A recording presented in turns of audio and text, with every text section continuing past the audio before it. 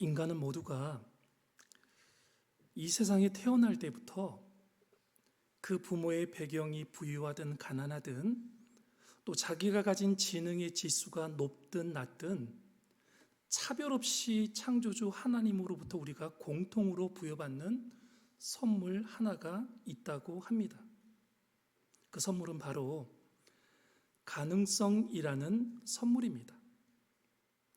가능성이라는 선물, 어떤 사람은 자기의 가능성을 펼쳐가는 인생을 살아갑니다.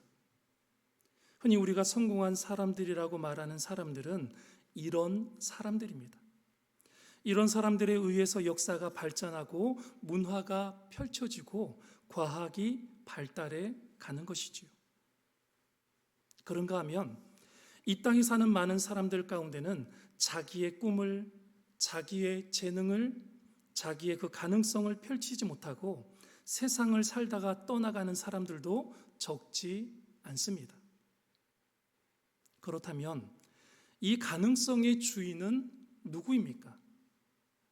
바로 하나님이시죠. 하나님이 가능성을 우리에게 주신 것입니다.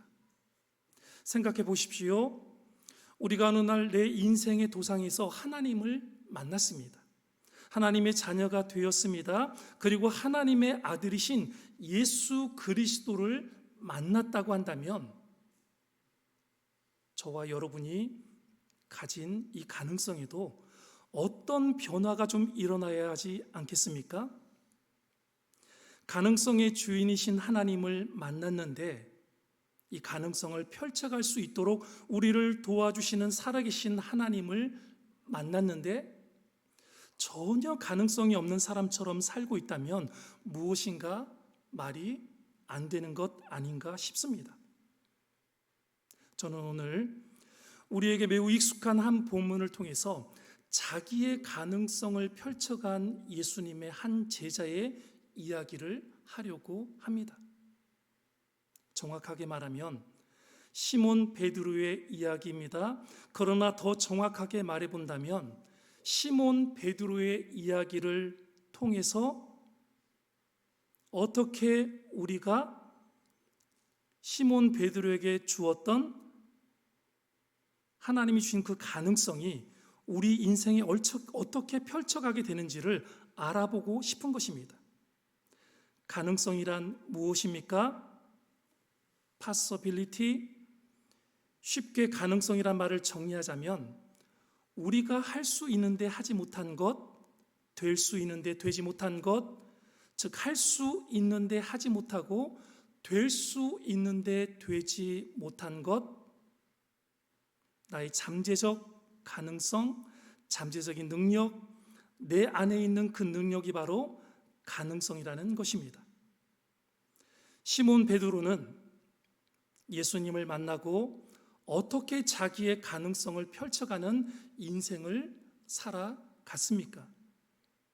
우리는 어떻게 하나님이 주신 그 가능성을 펼쳐가면서 후회 없는 인생을 살아갈 수 있을까요?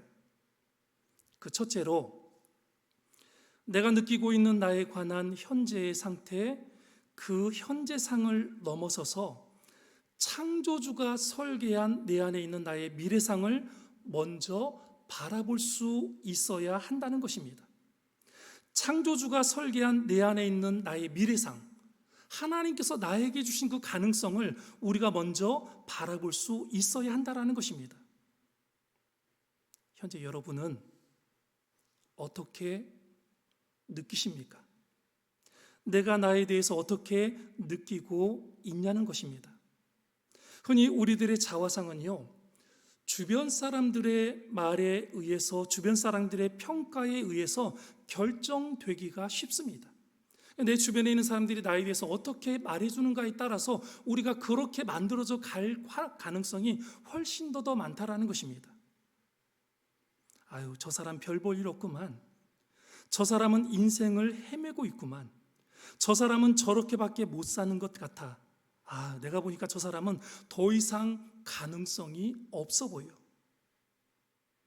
이런 말을 듣고 그래, 나는 별 볼 일 없어. 나는 헤매는 인생이야. 이렇게 생각하면 우리 인생의 꿈은, 우리의 가능성은 펼쳐지기가 힘들다라는 것입니다. 그러니 우리는 창조주 하나님이 설계하신 내 인생의 미래, 그 가능성을 발견해야 하는 것입니다. 오늘 본문은 예수님이 시몬 베드로를 처음으로 만나는 장면입니다. 오늘 본문의 배경은 이렇게 시작됩니다. 본문의 시작 35절을 보시면, 또 이튿날 요한이 자기 제자 중 두 사람과 함께 섰다가, 여기서 요한은 세례 요한을 가리키고 있지요. 그 요한이 자기 제자 중 두 사람과 함께 있습니다. 이 두 제자가 누구냐면 세례 요한의 제자인 사도 요한과 또 한 사람은 안드레였을 것입니다. 36절에 예수께서 거니심을 보고 말하되 보라, 하나님의 어린 양이로다. 하나님의 어린 양이로다 라는 그 메시지를 세례 요한에게서 듣고 이 두 제자가 예수님을 만나게 됩니다. 만나고 나서 보니까 세례 요한이 설교한 그대로 그는 하나님의 어린 양, 구세주 메시아였습니다. 메시아를 만났다. 이 감격이 얼마나 대단했을까요? 내 인생을 바꿀 수 있는, 우리 민족이 그토록 소망하고 기다려왔던 그 놀라운 메시아를 우리가 드디어 만났다. 그래서 안드레는 그 메시아를 만난 감격을 가지고 자기의 형제에게로 뛰어갑니다. 그래서 시몬 베드로를 찾아와서 친구여, 내가 말이야 메시아를 만났어. 우리 같이 만나러 가자라고 이야기를 했습니다. 그래서 시몬 베드로를 데리고 예수님께로 왔다는 것입니다. 오늘 본문의 마지막 구절, 우리 42절의 말씀을 우리 다 같이 한번 읽어보겠습니다. 42절입니다. 데리고 예수께로 오니 예수께서 보시고 이르시되 내가 요한의 아들 시몬이니 장차 게바라 하리라 하시니라. 게바는 번역하면 베드로라. 아멘. 예수님이 시몬을 만나면서 그의 이름을 알았습니다. 만나지 않으시고도 그 이름을 알고 계셨습니다. 아, 내가 시몬이로구나. 요한의 아들 시몬이로구나. 누구의 아들인 것까지도 정확하게 아셨습니다. 그런데 그 다음에 의미심장한 말을 덧붙입니다. 내가 시몬인데 장차 내가 게바라고 일컬음을 받게 될 것이다. 그의 이름을 가지고 이야기를 하셨습니다. 시몬이라는 이름은 구약 성경에 보면 시므온이라는 이름과 같은 이름입니다. 시므온, 야곱의 아들 중에 그 이름이 있었죠. 시므온. 이 말의 본뜻은요, 듣는다라는 뜻을 가지고 있습니다. 그래서 시므온 이름에는 적극적인 의미도 있고요, 매우 부정적인 이미지도 함께 있었다고 합니다. 그래서 시므온, 그러면 하나님의 말씀을 잘 듣는 사람, 혹은 기도하면 하나님이 음성을 들어주는 사람, 아주 영적인 사람, 이런 이미지로 시므온이 통하기도 했는가 하면, 또 어떤 경우에는요, 너무 여러 가지 소리를 듣고 어쩔 줄 몰라 하는 사람, 결정을 못하는 사람, 쉽게 바뀌지 않는 사람, 감정적인 컨트롤이 잘 안 되는 사람에게도 흔히 이스라엘 백성들이 시므온이라는 이름을 붙여주기도 했다라고 합니다. 그런데 예수님이 시몬을 만나는 그 순간 새 이름을 주십니다. 그러면서 내가 장차 게바라고 하리라 하십니다. 게바의 뜻이 무엇입니까? 게바는 본래 아람어입니다. 게바의 뜻은 번역하면 반석인데 조그만 돌이 아니지요. 쪼개진 작은 돌이 아니라 거대한 반석, 육중한 바위, 견고한 바위를 말하는 것입니다. 우리 교회에도 게바 반석이신 분이 한 분 계시지요. 안반석 전도사님. 안전하고 튼튼한 반석이다. 안반석 전도사님이십니다. 참 이름을 잘 지어주셨다라고 생각을 합니다. 참 좋은 이름인 것 같습니다. 이 견고하고 움직이지 않는 안정된 바위가 바로 게바입니다. 그러나 현재 시몬에게는 전혀 어울리지 않는 이미지이기도 합니다. 아마도 시몬은 자기 자신을 잘 알았을 겁니다. 자기 주제를 알았을 겁니다. 이 사람은 예수님을 만나고도 한동안 전혀 베드로다운 모습을 보이지 못했습니다. 그는 여전히 시므온에 머물러 있었습니다. 예수님이 제자들의 발을 씻겨주실 때 시몬 베드로가 어떤 반응을 보였습니까? 선생님, 절대로 내 발을 씻으실 수 없습니다. 제가 선생님의 발을 씻겨드려야 되죠. 선생님이 저를 씻기시다니요, 말도 안 되는 소리입니다 라고 하더니, 그러면서 또 말하기를, 선생님, 그렇다면 아예 몽땅 목욕까지도 시켜주십시오라고 말을 했습니다. 목욕까지 시켜달라고 말을 했다라는 것입니다. 또 예수님이 자신의 생애 속에 다가올 십자가 죽음을 암시하자, 선생님, 그런 일은 절대로 없습니다. 제가 선생님을 보호해 드릴 것이고 선생님 대신에 제가 반드시 죽을 것입니다.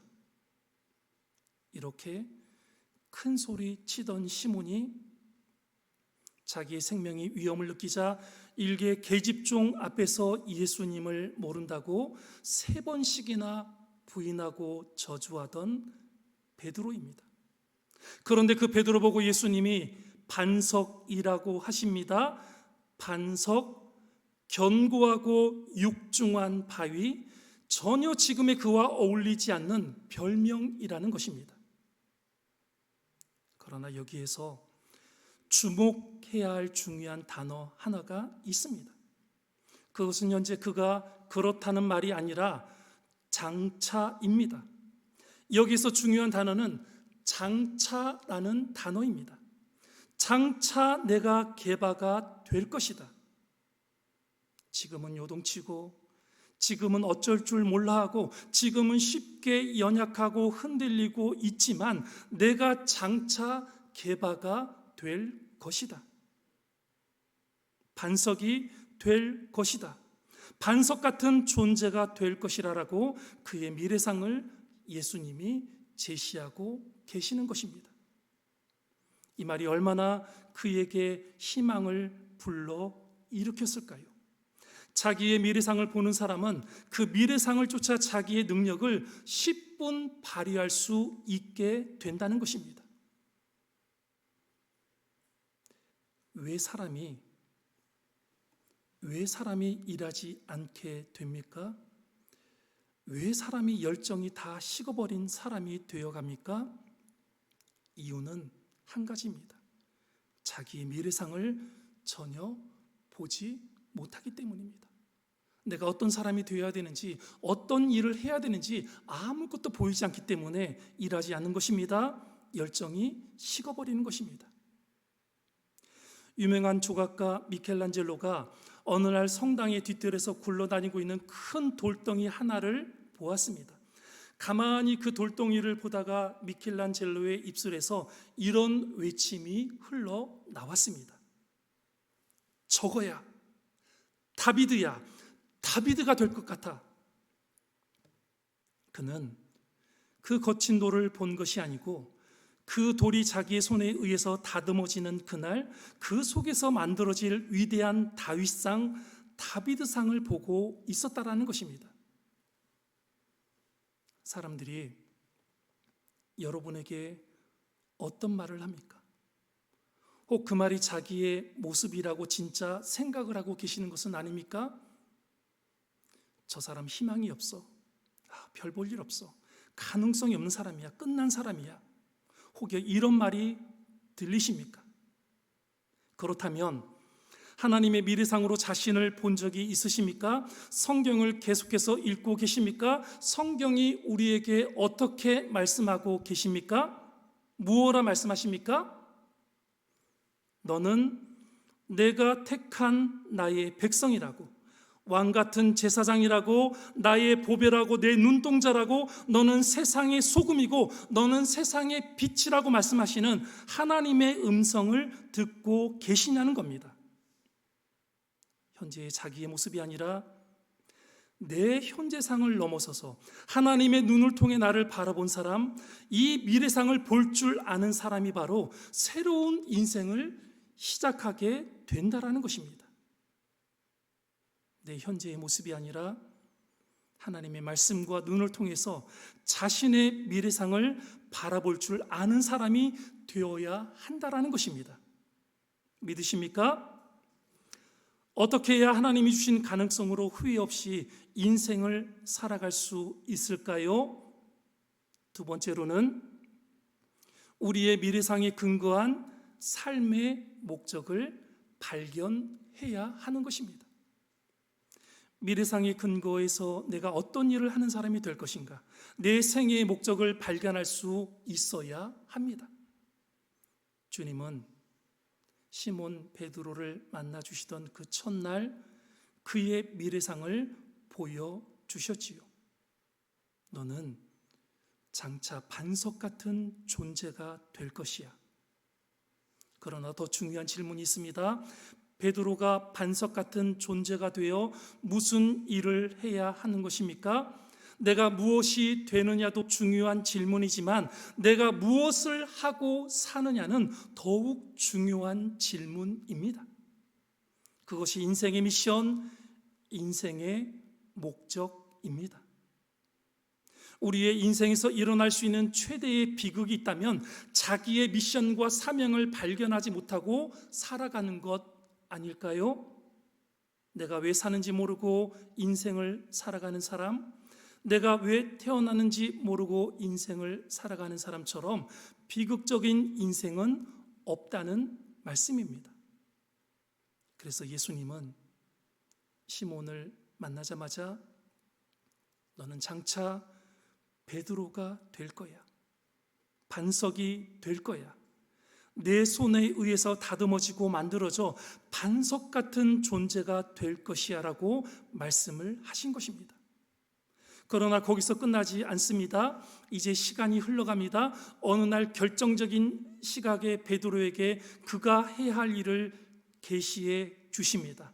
마태복음 16장을 보면 예수께서 제자들에게 묻습니다. 사람들이 혹은 너희들은 나를 누구라 하느냐? 라고 질문을 하셨습니다. 여러 가지 대답이 나왔습니다. 그러자 주님은 나와 같이 살아오고 같이 호흡하던 너희들은 나를 누구라고 하느냐? 물으셨습니다. 그리고 베드로에게 베드로, 너는 나를 누구라고 하느냐라고 재차 물으셨습니다. 그때 베드로가 주는 그리스도시요 살아계신 하나님의 아들이십니다라고 대답을 했습니다. 그 대답 앞에 주님은 감격해 하시면서 때가 되었다고 생각하셨는지 베드로가 해야 할 일을 제시하십니다. 맞아, 너는 베드로야. 내가 이 반석 위에 나의 교회를 세우리라. 너는 내 교회를 세우는 그 일을 위해서 쓰임을 받아야 해. 그것이 내가 할 일이야 라고 말씀을 하셨습니다. 교회를 세우다니 건축하라는 말입니까? 그 이야기가 아니지요. 교회의 본질이 무엇입니까? 하나님의 백성들을 만들어가는 곳이 교회입니다. 하나님의 백성들 자체가 바로 교회라는 사실입니다. 그 하나님의 백성들을 내가 세워가야 해. 세상을 복음화하고 세상을 바꿀 수 있는 하나님의 백성들을 내가 세워야 한다. 그것이 너의 미션이고 너의 사명이고 내 목적이라고 말씀하셨습니다. 그렇다면 그날 이후로 베드로가 그 목적을 붙들고 일관성 있게 삶을 살았습니까? 그렇지는 않았습니다. 이 말씀을 듣고도 여전히 베드로는 헤매고 있었습니다. 넘어졌습니다. 흔들렸습니다. 주님을 부인하기까지 했다라는 것입니다. 더 나아가 주님을 배신하고 주님을 저주까지 했었던 그의 과거의 모습을 우리는 생생히 기억하고 있습니다. 그러나 주님은 끝까지 제자를 놓치지 않고 다시 찾아오십니다. 부활하신 주님이 갈릴리 바다에 다시 찾아와 베드로를 회복시켜 주셨습니다. 넘어졌던 제자를 일으켜 세워주시고 내가 나를 사랑하느냐라고 질문을 하시며 그의 소명을, 비전을 깨워주고 계십니다. 베드로의 대답이 네, 제가 주님 사랑하는 것을 주님이 아시지 않습니까? 이 대답에 주께서 뭐라고 말씀하십니까? 그래, 내 어린 양을 먹여라 라고 말씀하십니다. 그것이 바로 베드로의 미션이라는 것입니다. 하나님의 사람들을 먹이는 일, 키우는 일, 기르는 일, 그것이 베드로 내가 할 일이다 가르쳐 주셨습니다. 인생을 살면서 최대의 비극이 무엇입니까? 왜 사는지 모르고 사는 것입니다. 왜 사는지, 왜 태어나는지 모르고 사는 것입니다. 여러분, 이 땅에 존재하는 모든 것은 목적이 있다고 하지요. 여러분 왜 살고 계시는지요? 왜 이 땅에 존재하고 계십니까? 아직도 호흡이 붙어 있어 숨쉬고 있는 이유, 왜 그러십니까? 여러분 자신의 존재의 목적을 발견하고 계시는지요? 여러분의 인생을 만드신 그분 앞에 나와서 진지하게 이런 질문을 해 보셨냐는 말씀입니다. 하나님, 저를 왜 만드셨어요? 무엇 때문에 태어나게 하셨어요? 제가 무엇을 하고 살아가야 합니까? 진지하게 창조주 앞에서 내 인생의 존재 목적을 눈물 흘리며 물어본 적이 있으시냐는 것입니다. 그러니 우리는 반드시 더욱 엎드려 기도해야 합니다. 그래야 그 인생의 목적을 발견하게 되는 것입니다. 하나님이 내게 허락하신 그 은사와 그 달란트에 부합된 내 인생의 미션, 그 목적을 발견한다는 것 매우 중요한 일입니다. 하나님이 이 일을 위해서 나를 태어나게 하셨다는 것을 발견한 사람은 더욱 힘차게 사명을 감당하게 되어 있습니다. 그 가능성이 발휘된다라는 것입니다. 우리의 자녀들에게도 돈을 따라 인생의 길을 선택하라고 말하면 절대로 안 된다라고 이야기를 합니다.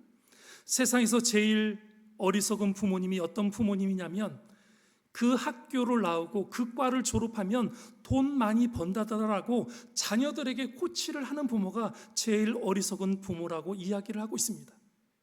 올바른 부모는요, 네가 정말 무엇을 좋아하니? 정말 그 일을 좋아한다면 너 그거 잘할 수 있겠니? 라는 이 두 가지의 질문을 가지고 자녀의 장래를 지도해 주는 부모가 정말 참된 부모요, 좋은 부모라고 말을 하고 있습니다. 내 목적에 부합하고 하나님의 목적에도 부합한 미션을 발견한 사람, 이 사람은 다른 사람들과 다르게 날아가는 것처럼 살게 된다라는 것입니다. 하나님이 주신 가능성을 펼쳐가며 인생을 제대로 살기 위해 하나님이 보여주신 미래상의 근거한 목적과 미션을 발견할 수 있기를 소원합니다. 어떻게 해야 가능성을 펼쳐가면서 후회 없이 한평생을 살아갈 수 있겠습니까? 세 번째로, 내 인생의 주인이신 하나님을 신실하게 따라가야 되는 것입니다. 나의 과거의 주인, 그리고 현재의 주인, 그리고 우리 인생의 미래의 주인이신 그 하나님을 신실하게 따라갈 수 있어야 합니다. 예수님이 시몬 베드로를 한 번 만난 것으로 끝나지 않으셨어요.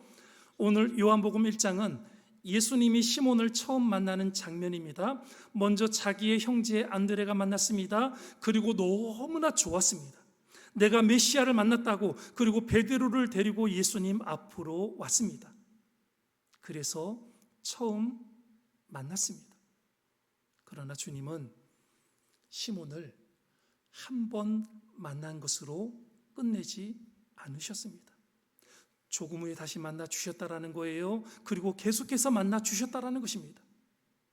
오늘 본문의 배경은 세례 요한이 설교하면서 활동을 하고 있는 배경입니다. 요한복음 마지막 장에 보시면 베드로야, 너가 젊어서는 마음대로 살았다. 그러나 늙어서는 내가 너에게 좀 간섭을 할 거야. 너의 인생의 마지막에 승리하기 위해서 말이야. 너는 반드시 영광스럽게 죽을 거야. 그러면서 그 다음에 이런 말씀을 하십니다. 베드로, 나를 다시 따라오게나. 나를 따르라. 그 말씀이 그곳에서 다시 등장을 하고 있습니다. 여러분, 왜 우리가 주님을 따라가는 것이 중요합니까? 그 주님이, 우리를 만드신 하나님이 여러분과 저의 인생을 설계하신 분이라면, 우리 인생에게 목적을 주시는 분이시라면, 그리고 소명을 이루기 위해서 불러주시는 분이시라면, 그분이야말로 우리 인생의 가능성이 신호될 수 있도록 우리를 도울 수 있는 분이 아니겠습니까? 그분을 따라가지 않고 어떻게 인생의 꿈과 소명의 비전을 실현할 수가 있겠습니까? 베드로는 잠시 넘어지고 쓰러졌지만 그분을 따라가는 것을 후회하지 않았습니다. 왜냐하면 주님의 사랑을 확인할 수 있었기 때문에, 주님이 나를 사랑하시는구나, 주님이 나를 최선의 곳으로 인도하고 계시는구나라고 생각했습니다. 주님은 베드로와 다른 제자들을 위해서 목숨까지 버려 주셨다라는 것입니다. 동일하신 그 주님이 저와 여러분을 위해서 죽으셨다라는 사실을 우리는 알아야 합니다. 우리를 죄로부터 구원하시고 새로운 삶을 주시기 위해서 부활하신 주님이 우리의 삶을 책임지시고 간섭해 주시기 위해서 다시 사신 그 주님이 이제도 말씀하십니다. 무엇라 말씀하십니까? 나를 따라오너라. 나를 따라오너라 라고 말입니다. 하나님의 속성 가운데 중요한 속성이 있다면 하나님은 전능하신 분이시라는 것입니다. 하나님은 전능하신 하나님이십니다. 전능하신이라는 말은 모든 가능성이 있는 분, 모든 능력이 있는 분, 하나님은 가능성의 주인이시라는 뜻을 가지고 계시는 것입니다. 믿으십니까? 여러분, 성경의 첫머리 창세기 1장 1절에 어떻게 시작을 하고 있습니까? 태초에 하나님이라고 시작을 하고 있습니다. 이 말은 만물이 존재하기 훨씬 전부터 하나님이 계셨다라는 말씀이지요. 무슨 이야기입니까? 하나님 안에 만물의 가능성이 이미 존재했다라는 것입니다. 만물이 지어지기 전에 하나님 안에 모든 가능성으로 존재하고 있었다라는 것입니다. 그 가능성을 가지고 계신, 가능성마저 창조하신 하나님이 말씀하시는 순간 그 가능성이라는 성품과 능력이 만물의 현실로 나타나기 시작을 한 것입니다. 그 하나님이 바로 가능성의 주인이시라면 그 하나님을 신뢰하고 그 하나님의 말씀을 따라 하나님과 하나님의 아들이신 예수 그리스도를 따라간다라는 사실이 얼마나 중요한 사실이겠습니까? 삶의 행복은 어디에 있을까요? 그것은 하나님이 주신 내 가능성을 펼쳐가는 것이 바로 행복한 삶이란 것입니다. 그것을 심리학자들은 무엇라고 말하고 있냐면요, 자기 실현, 자아 실현이라고 말을 합니다. 자아 실현을 하는 것, 이런 말을 하면 어떤 경건하신 분들은 이렇게 이야기를 합니다. 아니, 예수 믿는 것이 하나님의 뜻을 실천하는 것이지, 하나님의 뜻을 실현하는 것이지 어떻게 자기 뜻을 실현하는 것이 그렇게 말할 수가 있습니까? 라고 이야기를 합니다. 이 말 속에는요, 오늘의 기독교인들이 오해하고 있는 보편적인 오해가 한 가지 들어 있습니다. 이 중요한 전제는 하나님의 뜻과 내 뜻은 항상 다를 거야라고 생각하는 그 배경에서부터 시작을 하고 있다는 것입니다. 여러분, 정말 그렇습니까? 하나님의 뜻과 내 뜻이 항상 다릅니까? 항상 틀립니까? 내 뜻이 내 욕심에 근거한 것이라면, 내 욕심에서 모든 내 뜻이 출발한 것이라면 그것은 하나님의 뜻과 분명히 다를 수도 있습니다. 그런 경우라면 하나님의 뜻과 내 뜻이 다르다라고 말할 수 있겠지요. 하지만 빌립보서 2장 13절에 보면 바울 사도가 이렇게 말하고 있습니다. 우리 다 같이 한 번만 읽어볼까요? 빌립보서 2장 13절입니다. 너희 안에서 행하시는 이는 하나님이시니 자기의 기쁘신 뜻을 위하여 너희에게 소원을 두고 행하게 하시나니. 아멘. 믿으십니까? 너희 안에서 행하시는 이는 하나님이시니 자기의 기쁘신 뜻을 위하여 너희에게 소원을 두고 행하게 하시나니라고 말씀을 하셨습니다. 내 안에서 하나님이 행하신다라는 것입니다. 너희 안에서 행하시는 분은 하나님이시니 그 다음에 자기의 기쁘신 뜻을 위하여라고 말씀을 하고 계십니다. 하나님이 기뻐하시는 뜻을 위하여 우리의 마음 안에 소원을 두고 그 소원들을 이루어가게 하셨다라는 것입니다. 우리가 하나님을 따르고 그 말씀에 순종하려는 복된 마음과 행함이 있다면 우리의 생각과 삶의 방향이 하나님과 함께하고 있는 것입니다. 우리 인생의 방향과 목적이 어디 멀리 있는 것이 아니라 바로 내 안에, 내 생각 안에, 나의 비전 안에 하나님의 은혜와 함께 이루어지고 있다라는 말씀입니다.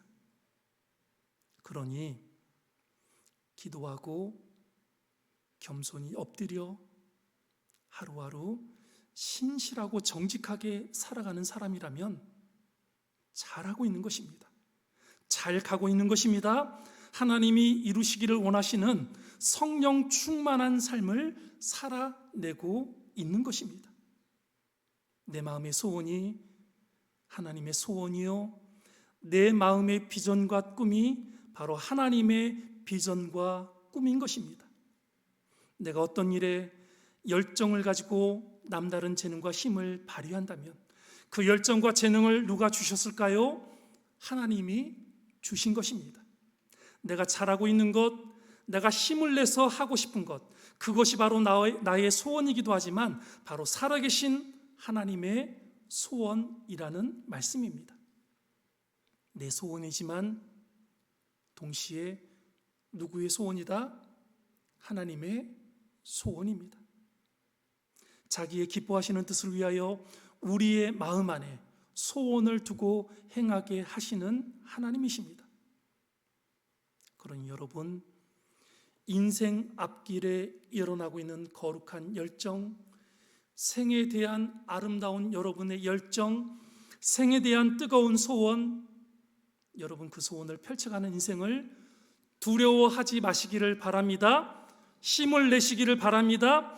열심히 달려가시기를 바랍니다. 세월이 점점 더 어두워지고 있습니다. 환경이 더 어려워지고 있습니다. 우리 시대가 점점 더 캄캄해지고 있는 것이 현실입니다. 그러나 사랑하는 여러분, 여러분의 꿈을, 여러분이 이루고자 하시는 것들을 잃어버리지 마시기를 바랍니다. 그리고 하나님을 간절히 의지하시기를 바랍니다. 여러분의 꿈을 펼쳐줄 수 있는 그 가능성을 실현할 수 있는 내 삶의 주인이신 하나님, 나를 위해서 십자가에서 자신의 생명을 버려주시고 죽은 지 사흘 만에 부활하사 다시 살아계신 주님을 신실하게 믿는 여러분들 되시기를 바랍니다.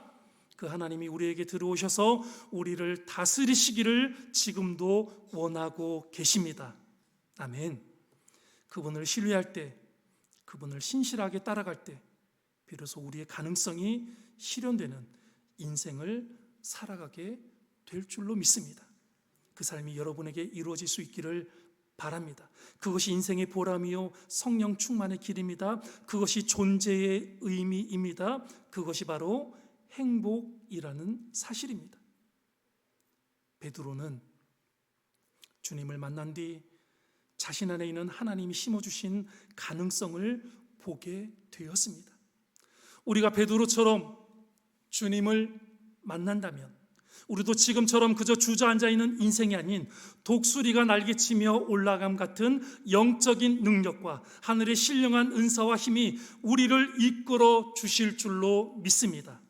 바라기는 베드로처럼 인생의 후반전이 다 지나갈수록 더욱 주님 손길에 귀하게 쓰임받게 되는 은혜와 축복이 저와 여러분에게 넘치게 되기를 소원합니다.